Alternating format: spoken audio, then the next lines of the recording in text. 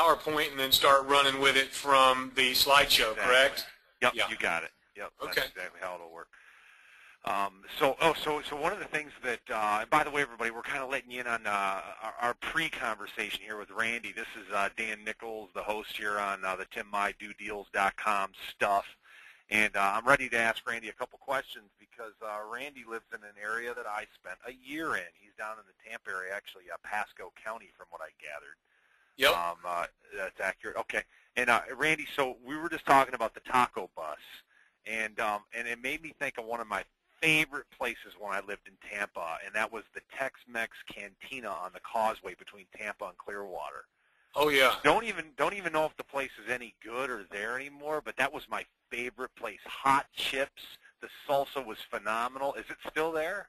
I don't believe it is. No, I think it's gone by the wayside, but there really is some killer Mexican restaurants around here, like we were talking about before, the Taco Bus, just a little tiny joint there in Tampa, but even two people are there sometimes at 2 in the morning waiting in line to get their grub. So it's Is it really a bus?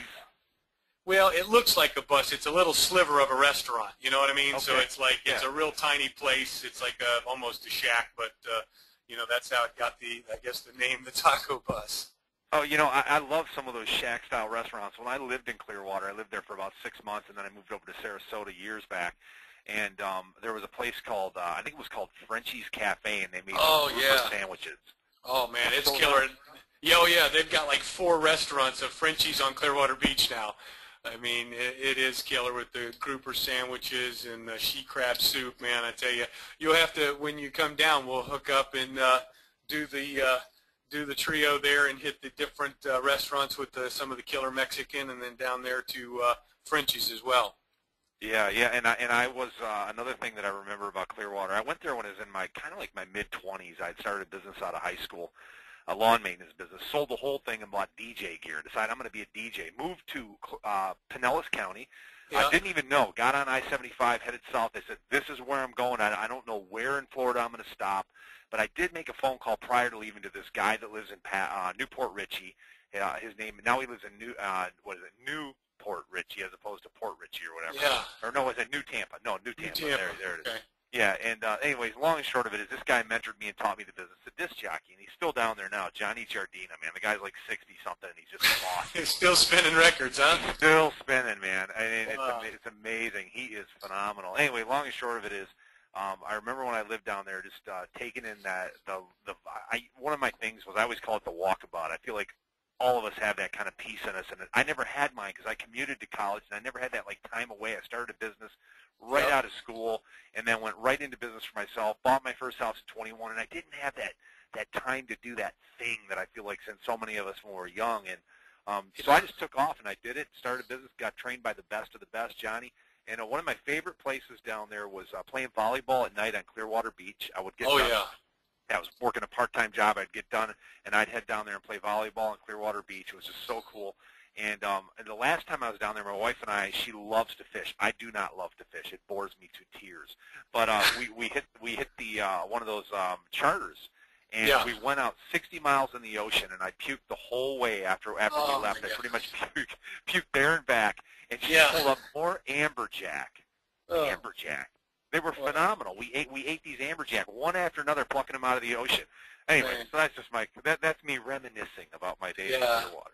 Well, it definitely, when you're in the schedule or the loop or have one of the conferences or something that's going on down here, and you're down here, we'll have to hook up and even to see if we can't get out there and crank in some fish. Hopefully, though, it wouldn't be the same kind of seasickness experience, though, man, because that kind of puts a major damper on it. Oh, yeah. They could have thrown me in the ocean at that point. I didn't care. I mean, you're begging to be thrown in at that point. It's a fate worse than death, as my wife hung onto my belt, and I said, honey, just let me fall in. Yeah, just let me die. Let me go. Yeah. So let's segue into Randy and what Randy's up to. Everybody, I'm going to let you know right now, I couldn't find much on Randy on the web. My guess is maybe Randy's a newer entrant, not to real estate, but a newer entrant to the kind of author-speaker thing. Is that an accurate statement, Randy? That is correct. Yeah, the majority of all of the speaking and things of that nature that I've done have been more ministry-related things in conjunction with all the real estate we're doing. So this is a newer segue to begin to help empower people in this area of success in life. Cool. And you're noticing the picture. I hope everybody sees the picture here. This is just a picture of Randy at the pulpit. There he is at the top. This was a church that he started. I believe that he's doing more than started one or whatever. He's got more than one he started, or that's kind of, is that what's going on? You're doing some sister churches now? Yeah, we had also started a church out in Pakistan. So just awesome to see how those things have come about and the people we've been able to connect and help both here and then overseas. Yeah, and 30-plus people come to this tent in the morning to watch that church in Pakistan. Yeah, and actually now it's grown to about 75 to 100. So wow. Yeah, I just had some conversations on that the other day, and we're going to begin having various kind of connection meetings throughout different areas over there in Pakistan. So exciting stuff, and I guess on a certain level that's where some of the people call me the preacher, and but now the opportunity exists to begin to talk about some of the other things of success and some of the opportunities that people have to get plugged in with real estate and moving forward in that vein.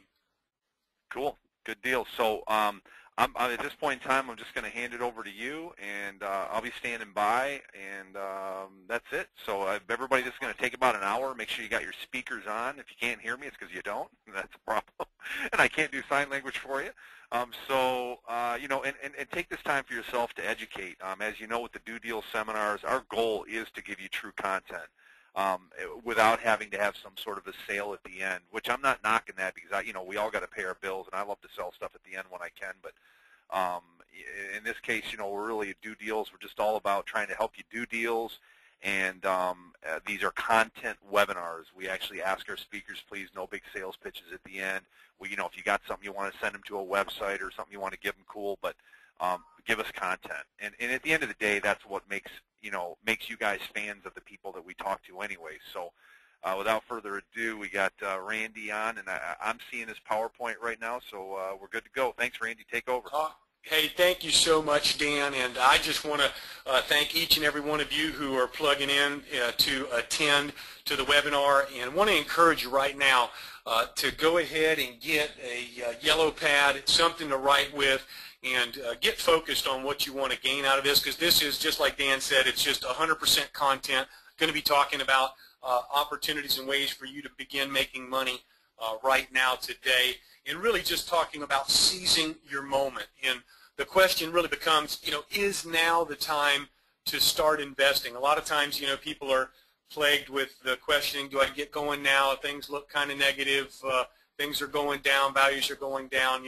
Is there really an opportunity to make money? All the stuff you see a lot of times in the news and the newspapers is all negative, talking about how bad things are in real estate. And so I want to focus on those things and talk about that, and talk about what are some of the ways that you can actually begin making money starting right now today.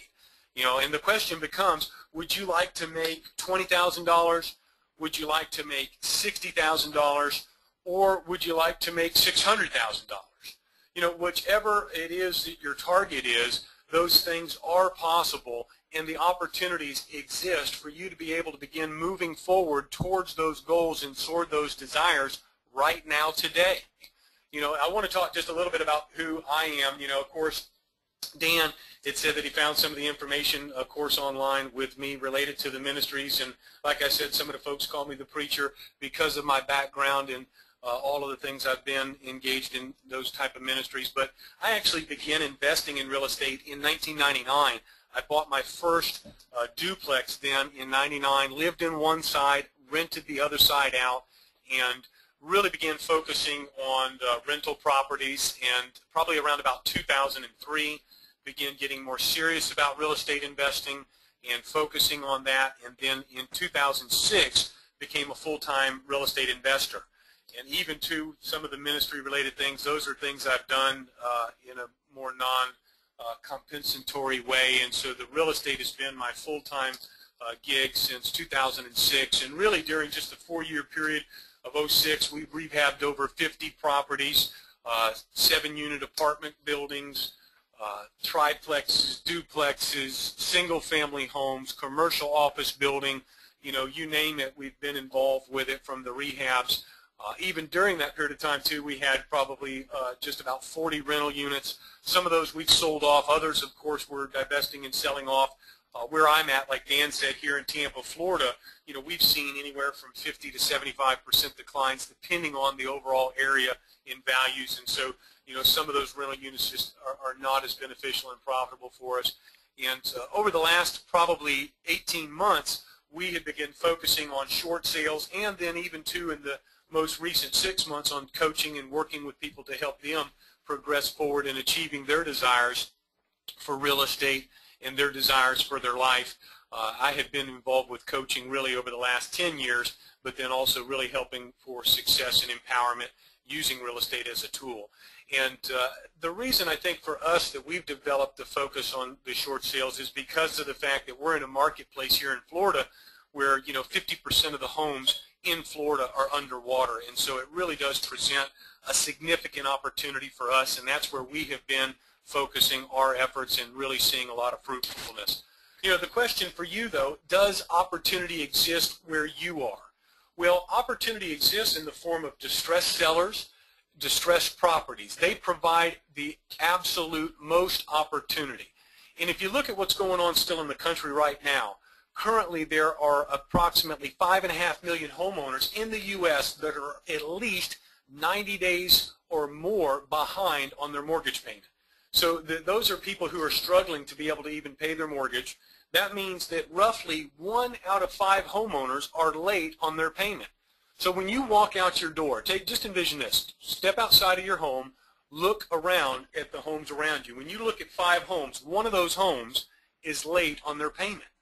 Last year alone, there were 1 million homes that were foreclosed on. That's the first time in history that that number has surpassed 1 million. And currently, this is an amazing statistic, currently 34% of all of the sales nationwide are REOs, or bank-owned properties. Hey, so Randy, clearly, yeah. I just want to pause you real quick on that one. And I hate to stop a preacher when he's on a roll, but Yeah. I am. Why are you choosing, and this is not a rhetorical question, I have no idea what you're going to answer. Why are you choosing the short sale strategy over just purchasing the REO properties as they are? I mean, once they list them. Well, because we are able to get a significant discount on the property on the short sale, and we can control the property at absolutely no cost to our company. So like right now, we have a ton of properties that are under contract, and it doesn't cost us a penny. Whereas if we're buying the REOs for like under the rehab method, of course, we're buying them, and there's a cost either for the hard money, transactional funds, all of that, where it really provides us the ability to control more properties at a less cost. Well, and you're getting into them, and because I'm watching a friend of mine locally here, Wendy Patton. I'm watching her buy these houses, and it's driving me crazy. In fact, as I shared with you, I don't even know if it's on the recording or not. I was in the real estate business. I'm getting back into it now, and Yeah. to me, that just looks like the no-brainer method. I mean, she's buying houses I'm suburbs of Detroit. So we've had a lot of tough times here too. So, Oh yeah. But she's buying houses for. She bid on one the other day. She bought it for $17,000, and, Oh, yeah. and she's putting 6 into it just to make the kitchen livable for the people. And Yep. and the thing is, and she sold it for $70,000 on a back-to-back closing at the table. So I mean, she's got so what she's got less than $8 grand into the thing. I'm even budgeting some for for holding costs in there. Yeah. Just for short-term holding costs and expenses and whatnot. So, like to me, that looks like because I'm like some of you newbies out there right now. I'm looking back at this market now, saying, okay, what is there now? Of course, there's short sales, but then you always hear the scary part about short sales. It takes forever, and there's a pain in the neck, and which is actually great for you, Randy, because the more people preach that, the less of us want to get into it. Yeah, that's true. But really too, the REOs and the bank owns do present an opportunity for people, because you really do have the opportunity to buy them at a distressed price, do sometimes minimal fix-ups, and or then be able to sell those to retail buyers. And I mean, even to the other side of that coin, which we've done some of that as well, is that you can even get them at a distressed price where that you can get a great deal from the bank and then in turn sell it to another investor who's looking to build a rental portfolio, and off of that make, you know, $3, $4, $5, $6, $7, $8,000 just off of being able to turn that property from a discount from the bank over to them and still providing them a great cash flow rental property. Right, and so, you got to pull cash out of property on these REO deals. I mean, you got to out of pocket. I mean, you got to have the money there for them. I mean, well, you know, that's one of the things. Either you need to have the funds available for your own money to close on it, or have a transactional funding that you can close on it and then have the property already resold to some other cash investor or retail buyer within, you know, maybe 5 days. Or have private money or hard money available to you for the purchase of the property. But all of those things are possible. You know, that's one of the things I'll be talking about in the thing as we're going through this presentation and helping to teach some of this information, is whenever you set a goal, some of these items, like somebody will say, I was talking with a guy yesterday, he's like, one of his concerns was he didn't have any money. I said, well, why can't it be that you could raise $500,000? Isn't there $500,000 available out there in the marketplace that people have to invest? And he said, well, yeah, there is. I said, so then really that's just a straw man you've created in your mind to say, well, you don't have any money. Sure, there's money out there. There's money everywhere. Right. So it's available for people to do and to pursue. So, you know, the opportunity definitely exists. And this is going to be a strong opportunity, even too, as we talk about and go through some of the things that we're looking at. You look at what's estimated here for 2011. Last year there was 1 million foreclosures. It estimated this year with RealtyTrac that there'll be at least 1.2 million homes in the U.S. that are repossessed by the lenders. That's a 20% increase. And then thinking about, like, hey, what's going to happen over the next few years? The majority of economists and, you know, the quote-unquote pros are estimating, just like here at Global Insight, that foreclosures are likely to be horribly high for at least a year or two, because so many houses, at least 23% nationally, are underwater. Other states, like there where you're at in Michigan or here in Florida or Nevada or Arizona or California, the numbers are even higher than that. Here in Florida, it's almost 50%. So it's like 1 out of every 2 homeowners is upside down. And what happens with that is that, you know, when a person, let's just say if they bought a house for, you know, $300,000 and now it's worth $150,000, they begin to recognize that there really is not much opportunity for them to regain that value. So it begins to be more and more likely that they're going to allow that home to either, 1, go into foreclosure and walk away from it, or 2, they're going to have to look at considering selling it, and they're going to need to do a short sale. And then even, too, for the lower priced homes, people that paid for $100,000 for a home that's now only worth $60,000, that same thought process sets in. So, I mean, if you really begin to think about it, can you really just say the word opportunity? Opportunity is here, and it's right now for us. And it's really an opportunity to help homeowners in need. It's also an opportunity to help those people that are facing foreclosure to solve their foreclosure problem and to solve the financial problems that they're having. For the short sale arena, it's also for us an opportunity to help realtors who are struggling to get short sales completed. I remember seeing a statistic recently, like the national average was about 35% in terms of their successful completion, because a lot of times the buyers, like you said, Dan, short sales can take such a long time, the buyers will just walk away, and that's where us as investors can come into the mix, and we have the ability to stay with it and get the job done, and so we're able to help them, and we can help improve the neighborhoods from having more foreclosures, because we're able to stop the foreclosure process and be able to sell the home to a family or retail buyer or another investor who's going to make it a quality rental. And then also it's an opportunity to help your bank account grow. And I think that for those who are listening right now, that's one of the reasons that you're spending the time to get plugged into this kind of content information, because you want to help your bank account grow, right? Absolutely. Well, the question is, where do you start? And we've touched a little bit on this, but you've got to identify what area works best for you, and also what's going to work best for where you're located. I mean, Dan, you brought up a great point on that. It's talking about how you're in Michigan, and there's properties that are there that are selling for as low as $17,000 and even less. So that presents a great opportunity for either REOs, buying them from the bank, or looking at a wholesaling type gig. Of course, Tim, you know, he's fantastic at wholesaling and even a lot of these categories as well. But you've got to really see what is best suited for you, what's best suited for your location or area, and what do you want to do? because within each context or each area of this options of the real estate market, there's different things that you're going to have to do. There's different approaches to it, and they may be better suited for different people. And then lastly, you also have to look at what your needs are.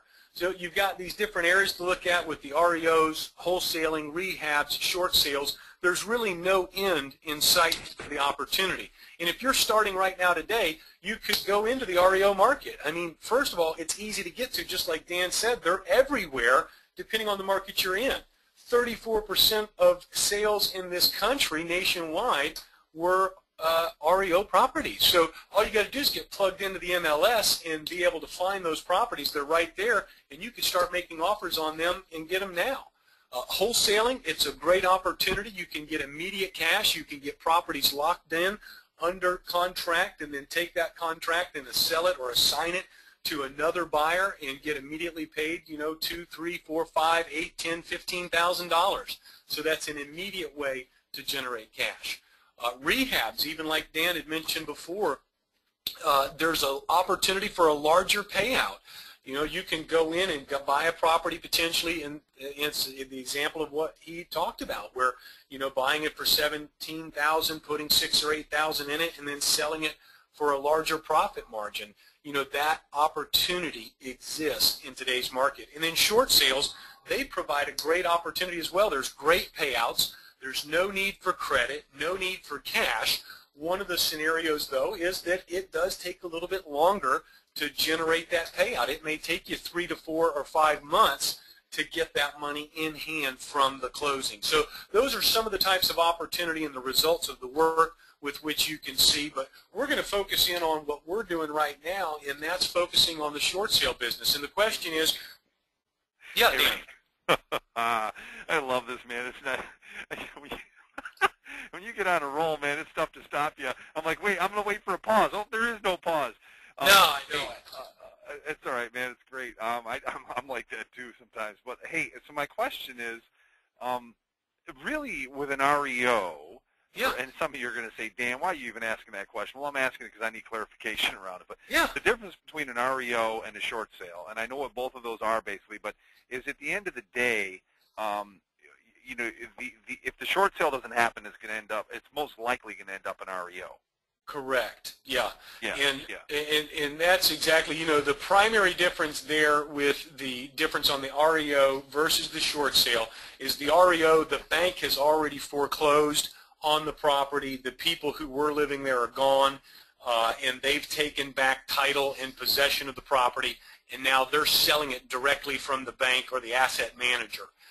Where, of course, the short sale, that requires the bank approval, but, you know, Mr. and Mrs. Smith are still the owners of the property. They're still in title. You still have to get with them to get the contract in place and be able to negotiate the approval with the bank. So one of the things the short sale does is it allows you to beat the REO buyers to the punch. I mean, absolutely. You know, so like before the Wendy Patton, my friend Wendy here in Michigan, or I get to this REO deal on the street, you've kind of got it like under the radar. It's just a nice, slick way to get it, and kind of you don't have to deal with the same fight, because I know right now it's becoming pretty darn hot to do the REO thing. I mean, I was dumbfounded, Randy, last Saturday when I went out with Wendy and we went around to different properties. I couldn't believe it. These are nice suburban areas, and these houses were selling for in the teens. Oh, yeah. And they were, some of them were clean, 2 and 3 bedrooms. And people say, well, you should never buy a 2-bedroom. Wrong. I'll buy a 2-bedroom or a 1-bedroom all day long if it's in the right location and if I can get it for the right price. I mean, when you can buy a 1 or a 2-bedroom for $8,000 or $9,000 or $10,000 in a suburban area of Michigan that's across from major shopping and within 2 miles from a major university, you'd be not. How could you not buy it? We're talking, you know, $13,000. You're getting $800 to $1,000 in rent if you just decide to rent it. You have so many exit strategies. You know, it's incredible. So well, and that it really is. I mean, that's an exciting thing, and there are definitely areas of the country, and that's why I said that, you know, you've got to see where you're at and what your area presents as an opportunity. Because even also here in Tampa, there's areas where houses are selling for $15,000, $18,000, $20,000, $22,000, $25,000, almost where you could put it on a credit card to buy it, you know? Oh, yeah.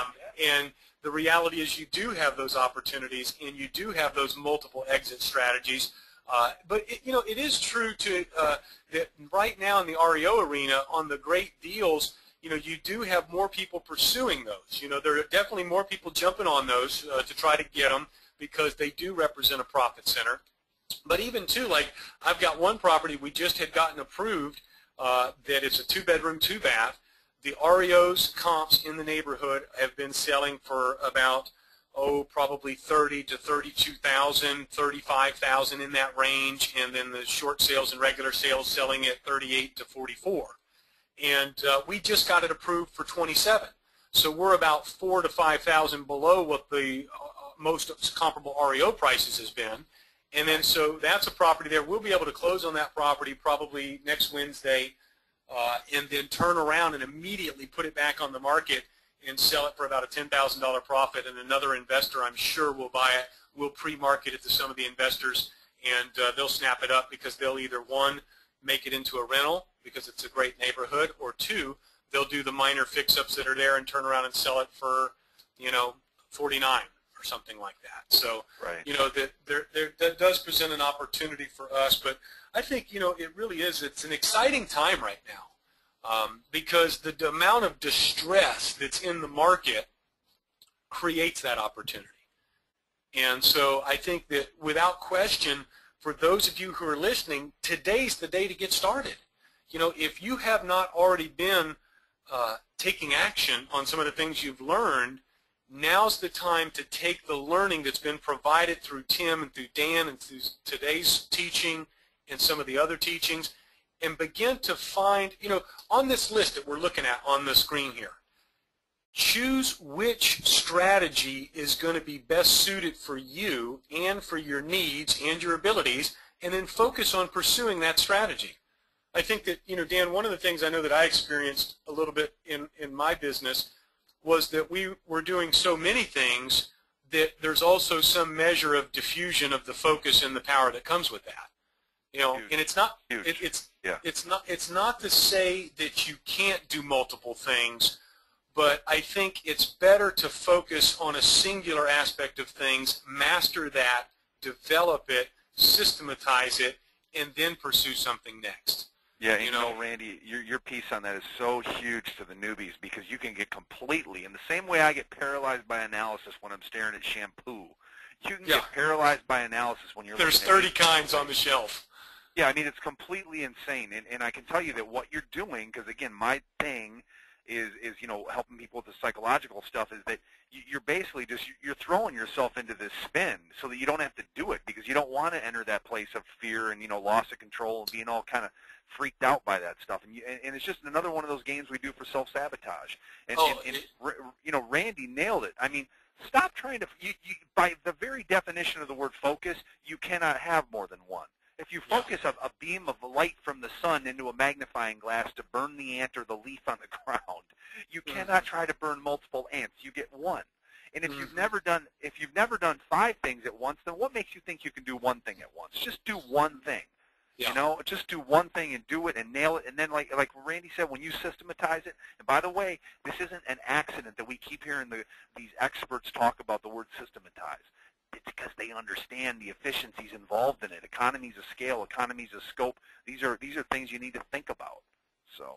Absolutely, absolutely. And, I think for me personally, I continue to focus on the betterment and the development and the tweaking of the systems that we've developed to continuously improve that, and that's part of an opportunity that exists for all of us. And so even as we get started in this, or you who are starting off, you can begin that process by focusing on which one of these categories, which one of these opportunities presents the most opportunity in the best sense for you. Because again, maybe it is you go through this stuff today and you see with me, hey, this is what's involved with short sales. Maybe you're like, maybe the REOs is a better way to go. Well, hey, that's great. You can get the equipping and the understanding, and even too, maybe we do an REO teaching in the future. I know Tim's got other connections with people as well. Or maybe you say, hey, I want to start doing some rehabs. It's great, but you've got to pick the vein that you want to be in that's best suited for you and for your needs, and then really begin to focus on it and pursue it. And that's what we've done. And so for us, we're focused on the short sales and developing that 100%. That's virtually speaking 100% of our focus. We will still rehab a killer cherry pick deal just because it's a guaranteed winner and it makes sense. And even to some of the short sales that come through our pipeline present that opportunity as well. So we'll do that. But where do you get your leads from? First of all, bandit signs. Just the simple bandit signs, you can purchase those, $300 a box for 100 with 8-stake signs, a black marker from Home Depot, and you can begin to get signs out there. Now, I know some people say, well, bandit signs are not as effective. Bandit signs still work, and they may not work as effectively if you're in a community where the homes are $1.5 million, but in most communities, high traffic areas, you can put those signs out there. We buy homes, short sale experts, stop foreclosure. Remember that there's probably 1.2 million people facing foreclosure. That's a pressing concern. 1 out of 5 homeowners are behind on their mortgage. So by being able to appeal to that, help with your mortgage, call, boom. You know what I mean? You're going to get the phone to ring and people are going to call. The other area is if you're working with short sales, you can work with the MLS. Depending on the location and the area you're in our area here, probably 45%, almost 50% of every transaction was a distress sale, and they're everywhere on the MLS. The realtors are trying to sell their short sale properties. They're trying to find buyers for that, and that presents an opportunity to work with them. Another great area to get leads is what's called a 30-60-90 lead, or a 30-60-90 list. Companies like Pioneer List, for example, all you got to do is Google, and you'll come up with 30-60-90 lists. There'll be a ton of companies that provide that. And in the list itself, what it is scrubbed against the credit bureaus to find people who are either 30, 60, or 90 days behind on their mortgage payment. And in the list, it will have their mailing address, it has their bank information at what bank they're working with, how much they owe to the bank, and how much they're behind. And then even with some of the list providers, some of them, they've already pre-qualified against the do not call list, and you can actually get the phone numbers for those people if you wanted to call them. So there's a great opportunity there. And then lastly, we look at also the foreclosure leads. There's companies that we work with like Foreclosures Daily or Realty Track, that they are foreclosure lead providers. And what that means is when somebody gets to a place where they've discontinued paying their mortgage, typically the minimum time frame is 3 payments, 90 days, then the bank has the options in the mortgage to file their foreclosure proceedings, which is called the lis pendens. And so when they file that lis pendens, it's a public record. And then the foreclosure companies pull that data from the databases of the courthouse and package it together so you can actually pick counties, states where you want to work, and then every person that gets a notice of foreclosure, you'll have access to that information. That's powerful. I mean, we work with that, and you can work with that with door knocking, postcards, even phone calls to help them. Because if they've got a notice of foreclosure, they've got clearly a distressed situation. And so they've got to address that, and they've got to deal with it. So it does present a great source of leads and a great opportunity to help people. One of the things, let me just say this, is I'm talking with you here, we're going to be talking about opportunity, we're talking about money, but I would also say that it's an opportunity to help people. I've definitely found in life that as you help others, and if you help enough of other people get what they want, you're going to get what you want. And so, even through the course of this, when I'm talking about helping people and I'm talking about this type of opportunity and the financial gains that can come from it, it's also really about helping people. And so let's not lose sight of that. For us, our current lead sources that we use, we still send out postcards. Postcards are a great source. You can go online. There are a ton of online printers. You can get 5,000 full color, full gloss postcards for like $150. Very inexpensive. There's also companies that are printing and fulfillment companies online where all you have to do is upload the list that you get from like the Foreclosures Daily or from the 30-60-90 lead provider to them, and then they'll mail merge it and then mail them out for you on the time frame that you prescribe. So it really can become systematic. Now, maybe you don't have a lot of money starting off. you could mail those out on your own. I mean, again, that may not be the highest and best use of your time, but it can be done. The other area that we get as a lead source right now is from door knocking on foreclosures. And now, even as I say that, some people may cringe and be like, oh my gosh, what do you do? Well, we actually knock on their door and let them know that we're there to help them. We've developed just a simple trifold brochure, again, online printing, very inexpensive. If you're interested, let me just say this too, any of these type of resources, postcards, some of the brochures that we have, you can go to our website, integrityhomebuyers.org, and just click on the contact me or contact us portion, and it gives you the opportunity to put in a request in an email. And in the comment section, just make a comment about what you'd like, and I'd be more than happy to provide you with some of the brochures that we use. You can use that as a template for your own thing, and totally free. Just give it to you. Again, it's all about trying to help you achieve the goals and the desires that you want. So with the door knocking, we have a guy in our office, in our team. He goes out, and that's what he does. He sets the list. There's a great tool called Streets and Trips. It's a Microsoft Office product. You can get it at Staples or Office Depot.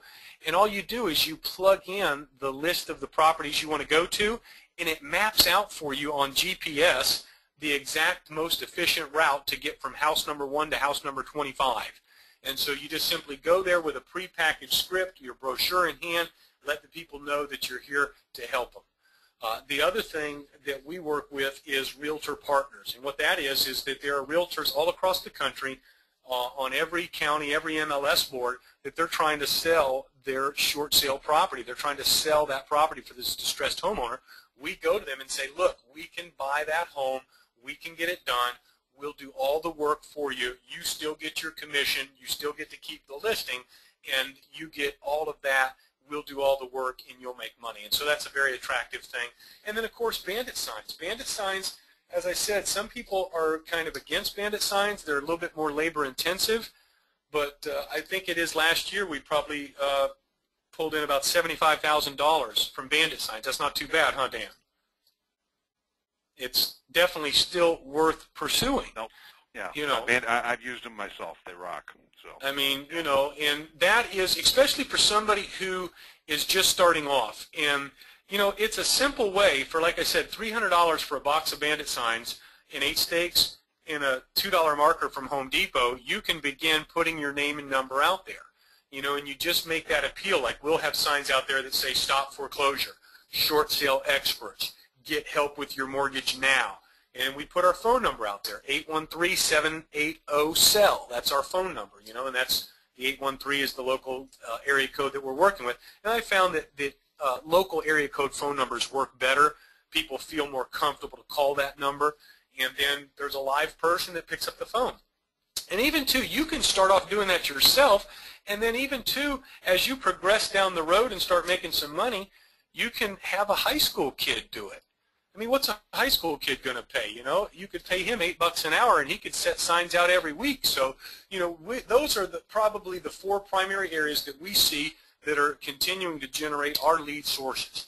Now, when you're working with postcards, bandit signs, or door knocking, what you're doing is really you're working directly with homeowners. And I would say that that provides the most flexibility in the deal. And the reason for that is you're working directly with the person that's in distress. They're appreciative of you working with them. You don't have another party involved or a listing agent that's cold that just comes from the MLS. So there's more flexibility in working with them, and there's also probably a little bit more profit potential in the deal as well because of those commissions. Now, however, I do have to say this. You either need to be licensed as a realtor or you need to have a realtor work with you. So again, now some people are like, oh my God, what do you mean I got to go get licensed as a realtor? No, I didn't say that. If you can develop a relationship with a realtor there in your area that is going to work with you, you become the investor. They're a resource that you work with. You make a deal with them about how much you'll pay them of the commission and how much of the commission can be paid back to you as the buyer per their local MLS rules and guidelines of the state that you work in. Because the property does have to be listed on MLS, and the reason is because the short sale lender requires that the home be listed for sale on the MLS before they'll approve a short sale. So, hey, Randy, but yeah. Yeah, if you were to pick one of those three, and I know that that's kind of a silly question, like it's better just to use all three. I mean, would you say that having the relationship with a handful of realtors is probably a great strategy over, because a lot of times people are averse to that.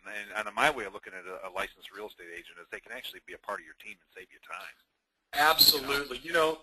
Dan, that is a great point, and I tell you that really, quite frankly, when I first was transitioning over to short sales, because I am also a licensed realtor and I have team members that are licensed as realtors, I first transitioned over, and my thought processes was to just do it myself, work with homeowners directly, because one, it provides more flexibility, and two, there's maybe more money there because of the commissions as well.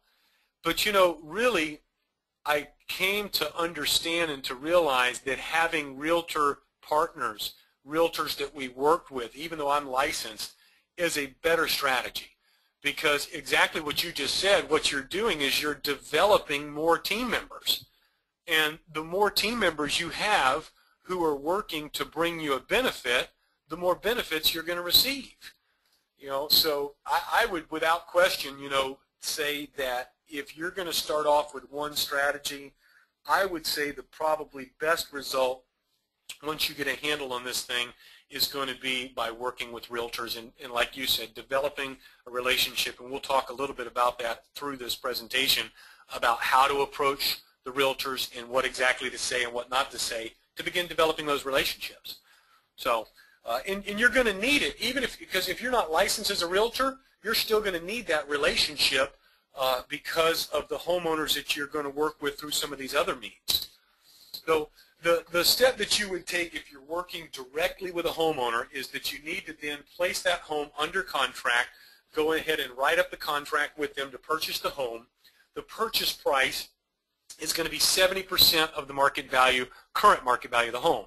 If the person owes $300,000, but the home is only worth $200,000, your price of what you're going to offer is 70% of the $200,000. So your current purchase price will be the $140,000.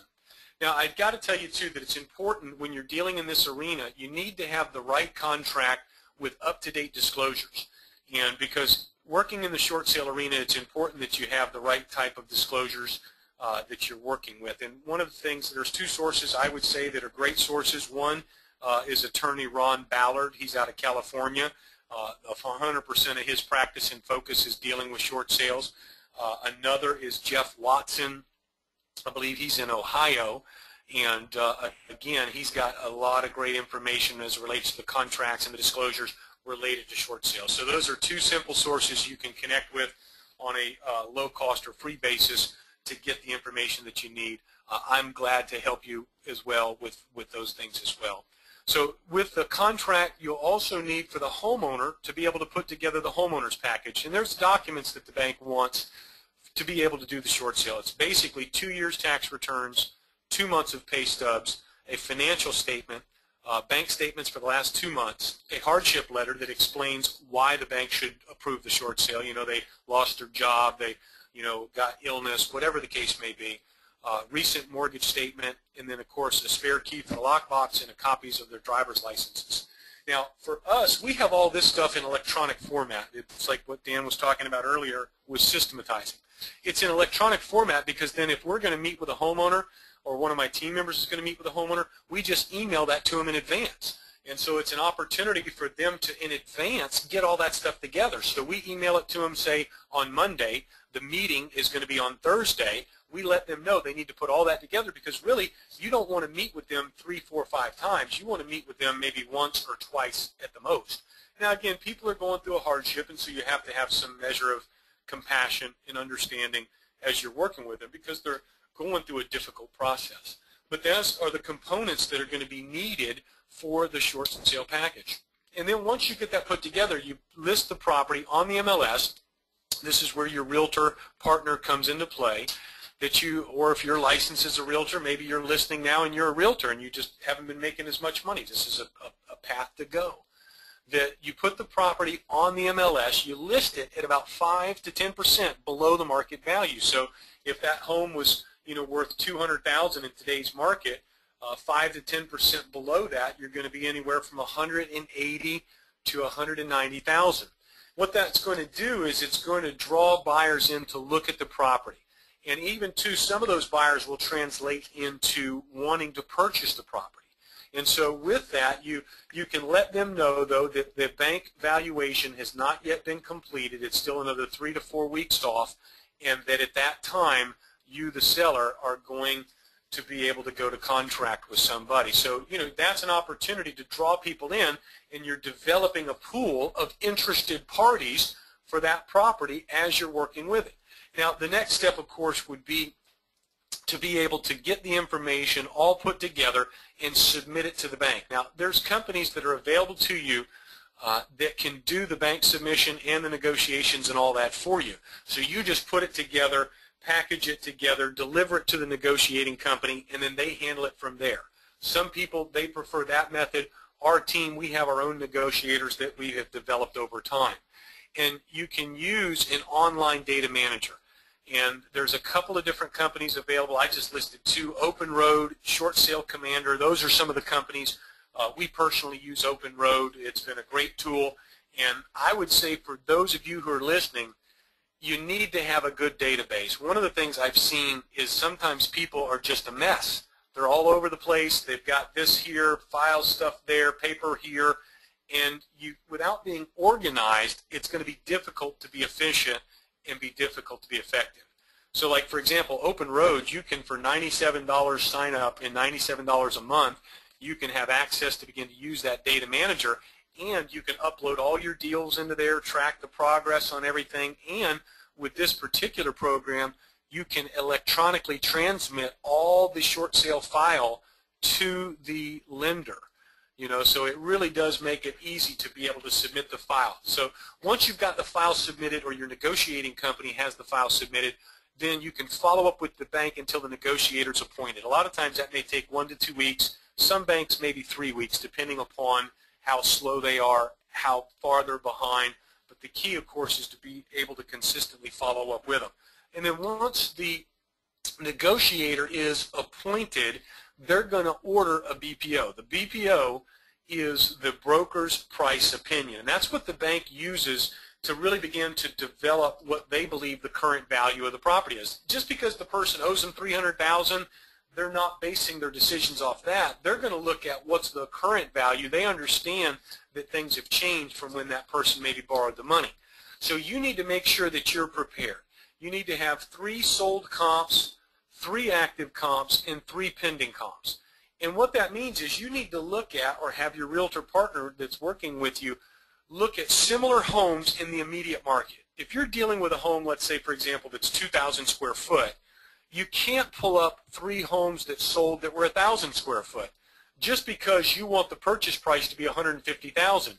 You've really got to look at similar homes that are in the immediate area. And if you go and look at homes 5 miles down the road, that's really not going to be applicable. So you've got to stay tight to the neighborhood you're working in, the house that you're working on, and really look and see what's happening. Now, the beneficial thing, like Dan had talked about earlier, is that there are almost in every neighborhood tons of properties that are REOs, bank-owned properties that have sold, and they've sold for cheap. So that presents an opportunity there to look at those and see what those prices have been. And usually those are distressed prices. And so you can look at those. The active comps, you get the 3 low active comps and then the 3 low pending comps. You'll even see other short sales that may be pending at a very low price, and those represent a great opportunity for you to provide that to the BPO agent. And you want to make sure that your list price on your home is where you want the BPO to be. If you think that the market value of the home that you're selling is $200,000, and it's being listed right now at $185,000, but you'd like to try to get the BPO price somewhere in the neighborhood of $150,000 to $60,000, you're going to need to make sure that the list price on the home is down in conjunction where the BPO price needs to be. So you can check with your local MLS rules, guidelines of how that works, the realtor can, and you simply move that price down to be commensurate with where you want to be, because when the BPO agent comes out and he sees the property's listed at 190 and you're looking to provide comps to him for 160, that's a $30,000 difference, and most of the time they're going to end up being somewhere where that list price is. Now, just if you get the price dropped down to $100,000, that doesn't mean it's going to make it work. That it has to have a semblance of reason, but you definitely don't want to miss that. That right there, that step is gold. It is gold because it's going to help you as you move in this arena. And I've got to tell you, always, always, always meet the BPO agent there at the property. So, or have your realtor meet the BPO agent there at the property so that you can provide them the pertinent information that reflects what's going on, that there are these properties that have been selling in this area for that price. And so with that, you give them the opportunity. Now again, they'll call and they'll look to set up, hey, I want to come out and see the property, I got to do a BPO on it. Make sure that the realtor has a coded lockbox on the property, so that way they have to call to get the code, and when they call, you say, yeah, what time can you want to be there tomorrow, on Saturday, or is Monday better? Saturday's great. Okay, is morning or afternoon? And then you meet them there. It's, you know, really because the seller wants you or your agent, the realtor, to be there anytime one of the representatives from the bank comes out to the property. So you meet them there and you get that done. When you go out there, let me just say this. Hey, you don't need to be the expert in everything, but what you need to be able to do is to provide the information to the agent, connect with them in such a way to let them know that you're friendly, you're trying to help this family that's in distress, be able to show them that you're a real person and you're working to help real people. And that's going to go a long way for them wanting to do a good job and provide a good value for the home in line with what's really happening in the neighborhood. Now, most lenders, they're going to receive the BPO back in about 7 to 15 days, in that time frame, 7 to 15 days, roughly speaking. And here's the thing, each lender, each investor behind the bank, is just because you may be dealing with Chase Bank or Bank of America, that doesn't mean that they're the actual investor behind the loan. But each lender, each investor, they're going to take a cash discount. Whether it's an FHA loan, a USDA loan, Freddie Mac, Fannie Mae, or private lenders, they're going to take a cash discount. And the reason being is they know that if they wait till the property goes to foreclosure, and this is what kind of Dan alluded to earlier, if the bank has to wait for the foreclosure process to go through, let's say here in Florida, the average foreclosure time is 688 days. Other parts of the country it's going to be different, but that's that's almost 2 years.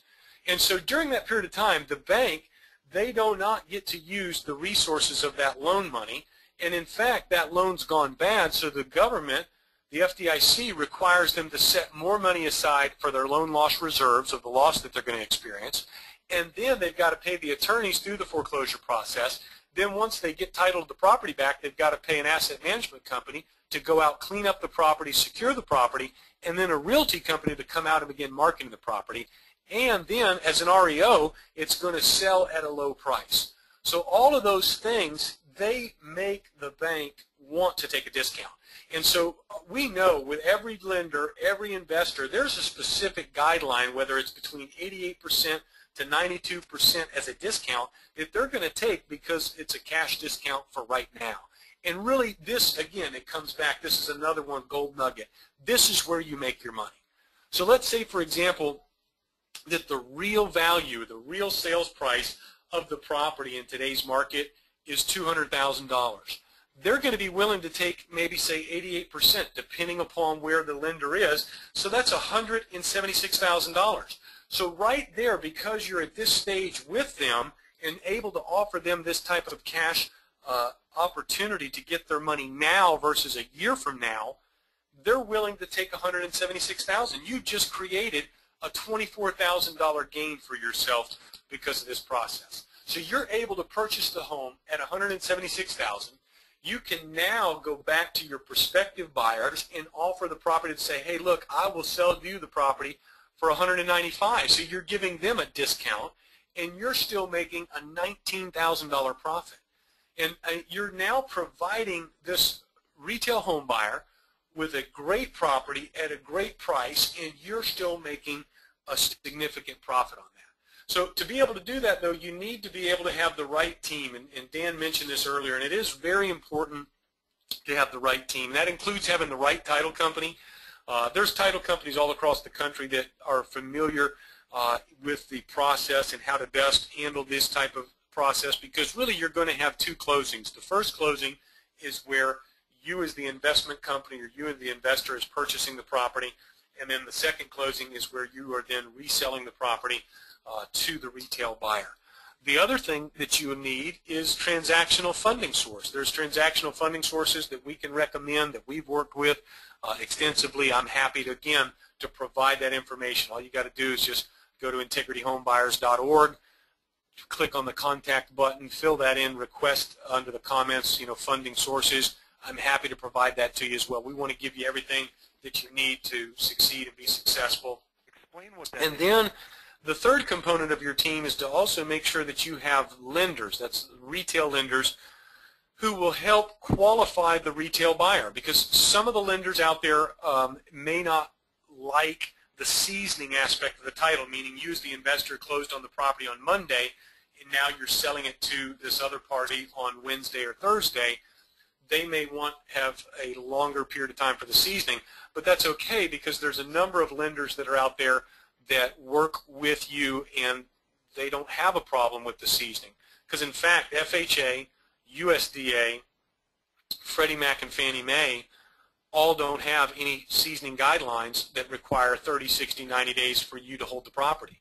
So it is something that there are lenders available who will work with you on that. And again, we're happy to recommend people on a local basis and on a national basis that you can work with. So that's really part of the first step there. And then I would say that the other thing, yeah. Explain what transactional funding source is for everybody, especially the newbies. They're not going to fully get that. Absolutely. Great point. Thank you, Dan. That transactional funding source is basically where, when I talked about the short sales earlier, I said you don't need any credit or any money. And, that's a good question. People say, well, where do I get the $200,000 or the $176,000 to buy this house? Well, what you've done is you've gotten the approval to purchase the home for $176,000.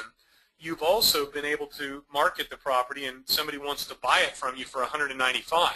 So clearly, there is a profitable spread between the two. One, the purchase price at $176,000, and your ability to sell it to somebody else for $195,000.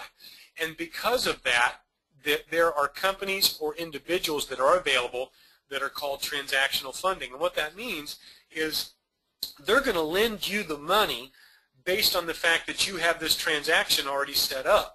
They're not so much concerned. You could have a credit score of 100. They're not really concerned about what your credit score is. They're not concerned if you've got $20,000 to put in the deal. They're just looking at it, well, hey, you're able to buy the home for $176,000. That's what we're going to loan you. And then 3 days later, 5 days later, you're going to be able to sell it for $195,000. And so they are going to be willing to lend you the money for the purchase of the home because it's going to be able to be immediately resold, and then they'll charge you points. The points can be anywhere from 2 points to 4 or 5 points, depending on how long they have to give you the money for. If it's the same day, it's lower than if it is for maybe 4 or 5 days. But even if it was that it cost you 3 points on the example that we're looking at, that's $5,200.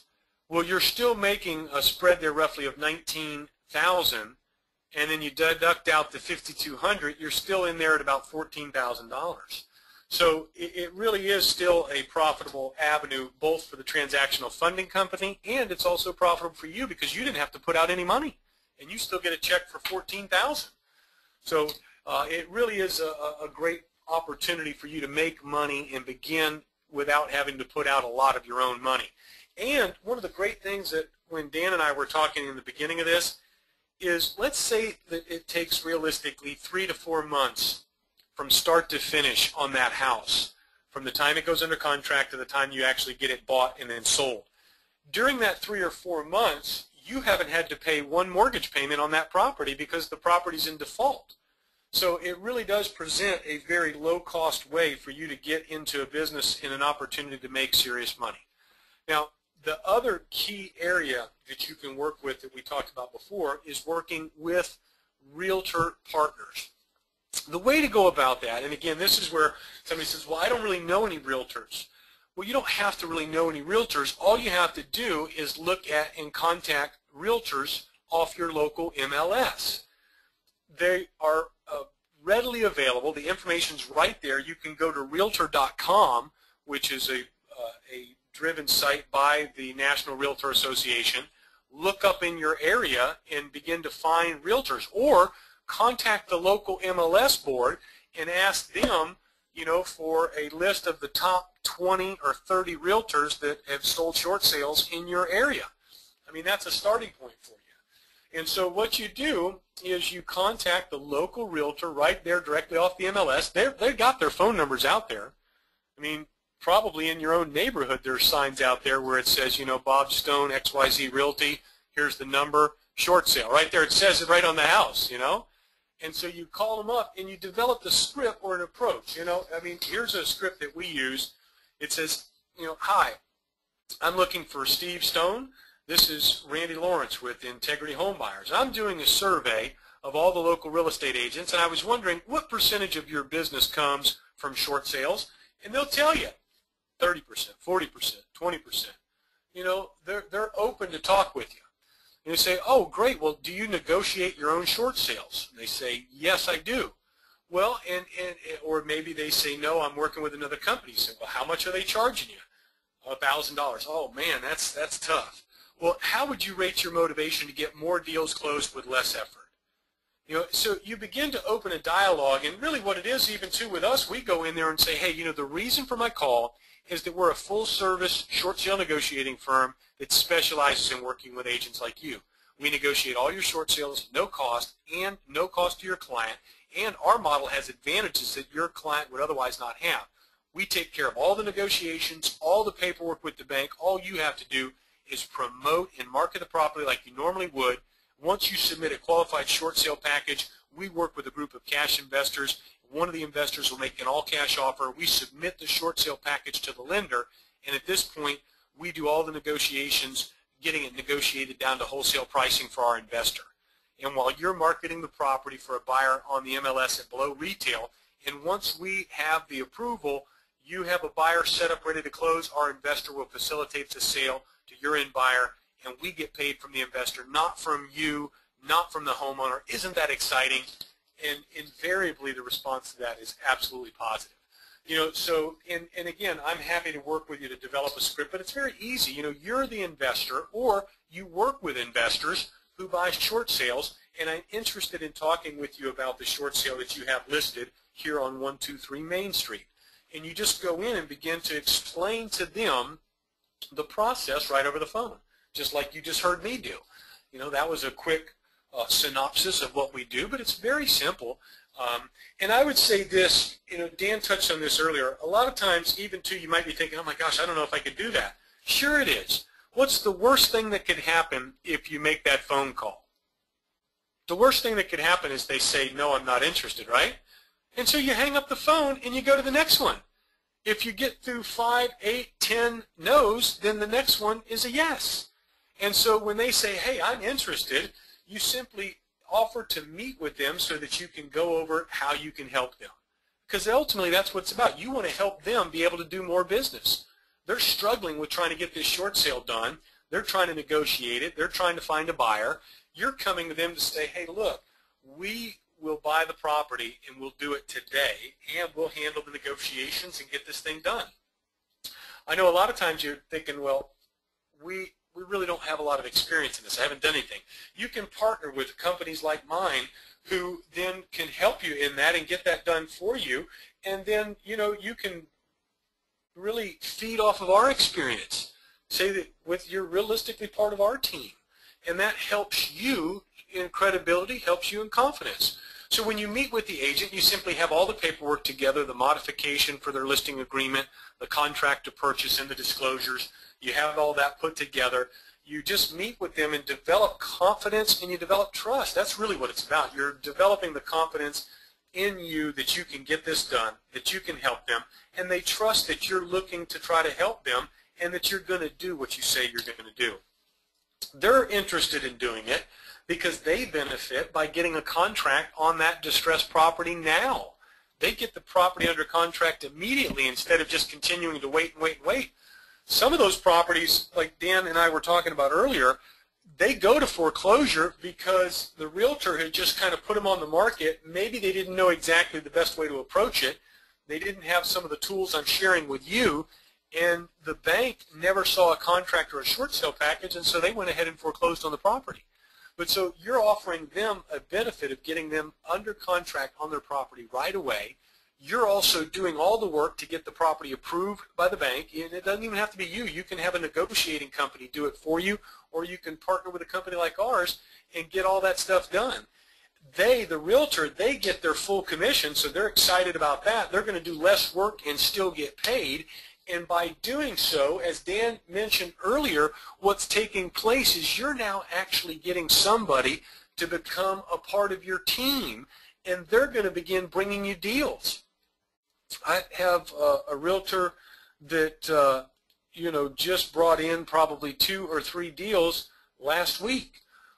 Another one that responded, and I would say they're looking at bringing in 5 deals next week.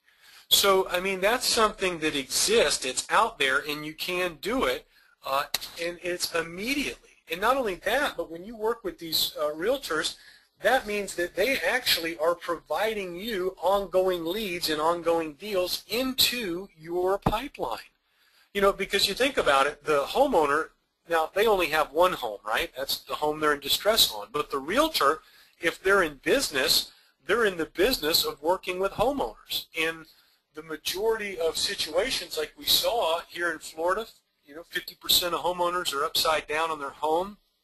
Nationally, it's about 24%. So that means that they're going to be working with a lot of people that need the benefits of a short sale.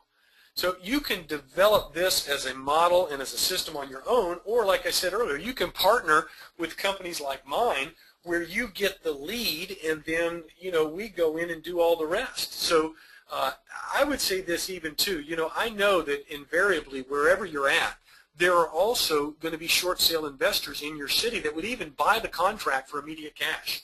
So if you met with and got a homeowner under contract and you didn't want to go through the whole process, or maybe you didn't want to partner with somebody, you just wanted to say, hey, I want to sell this, there's investors that would pay cash just for that contract.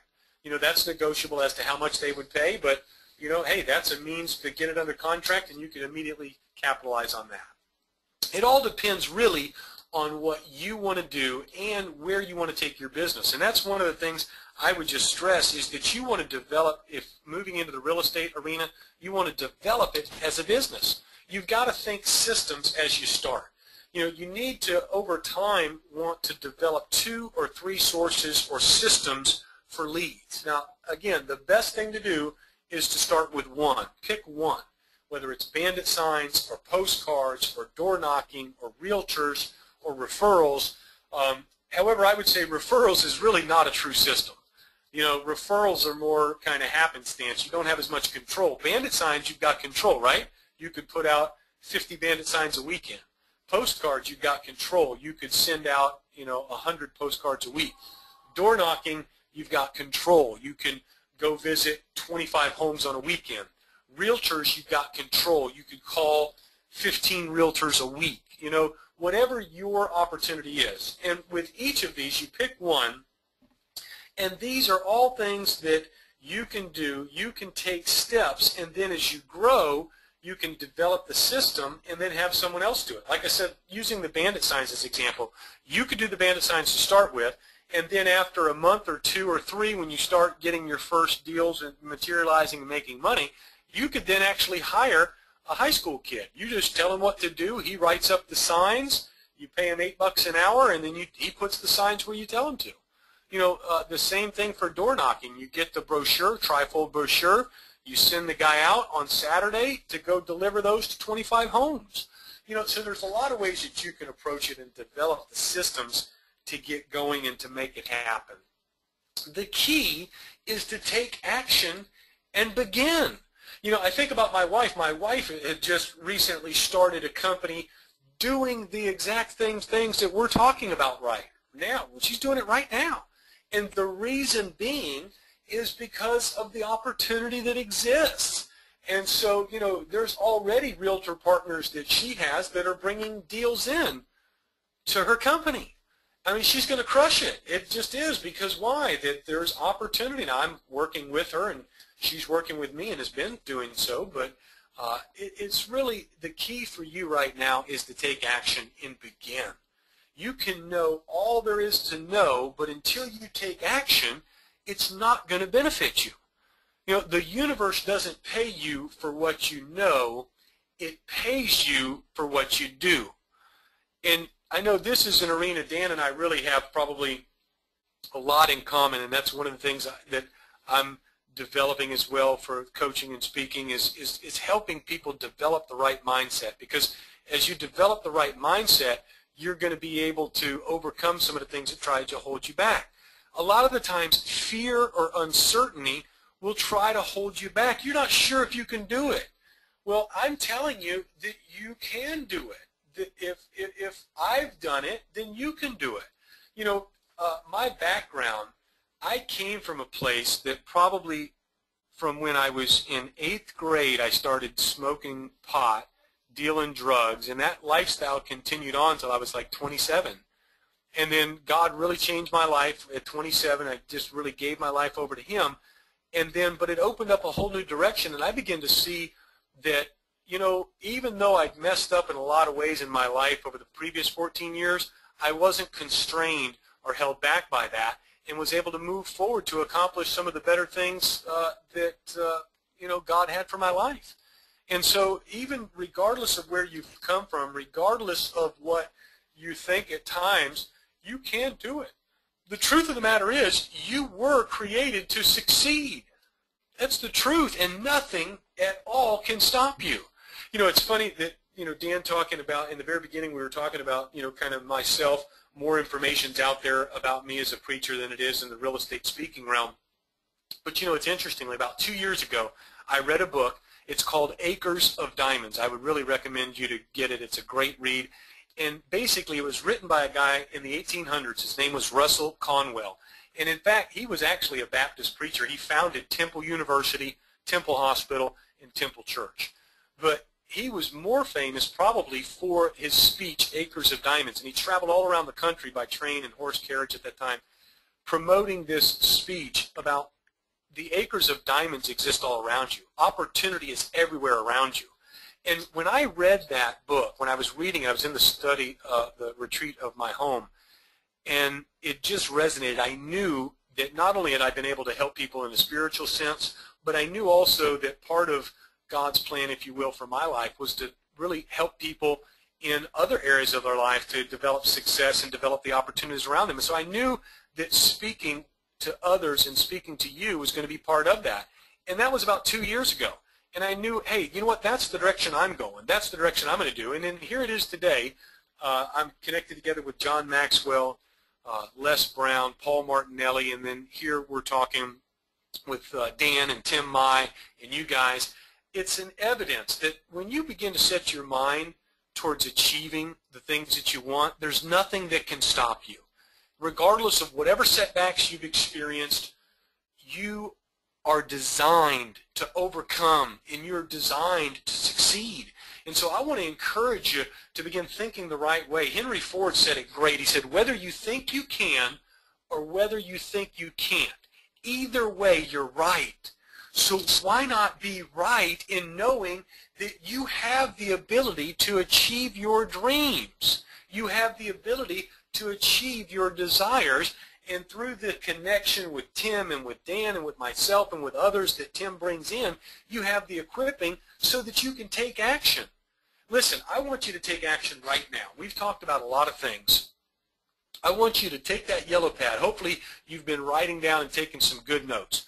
But I want you to write down right now what one step you're going to take today. There's one step you need to take today. Out of all the things we've talked about, what is that one step? And what step will you take today that will get you one step closer to your goals? don't get so confused and looking at the, oh my God, I got to do all this. No, no, no.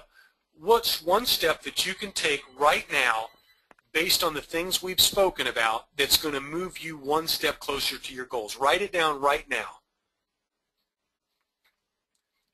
Know this, that as you begin to take that step and you begin to take action, you need to stay connected with mentors such as Tim and Dan and myself.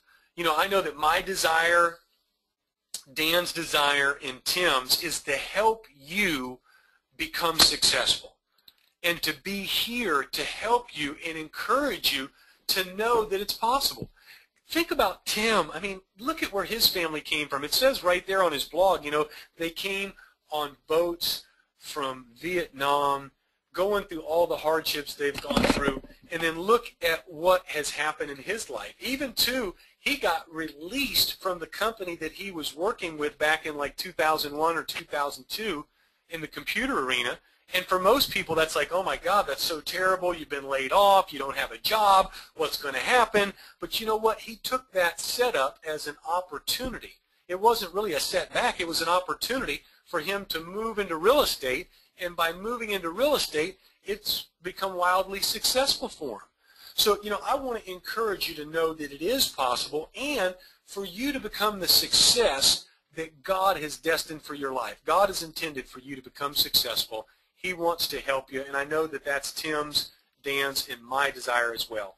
If there's any resources that you need that I can benefit you from, all you got to do is simply go to integrityhomebuyers.org. Go to the contact page. You can send an email. There's a section on there just for a comment of request.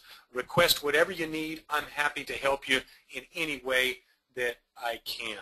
So I want to thank you guys for staying tuned and tuning in with us here today, and definitely want to thank you, Dan, for hosting us here and hosting me today, and thank Tim as well for making this possible on dodeals.com. And just what a great time that I know I've had, and I trust that there's some quality information, some good golden nuggets that you've gotten out of this here today that's going to help you guys.